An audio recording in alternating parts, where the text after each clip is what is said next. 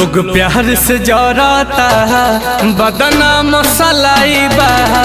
लोग प्यार से जराता है बदनाम सलाई बा।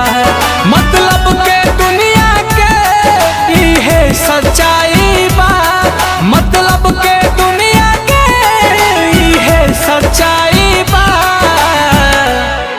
दिलदार के दर्द हवे, दिलदार के दर्द हवे सब फेल दवाई बा। लोग प्यार से जराता है बदनाम सलाई बा।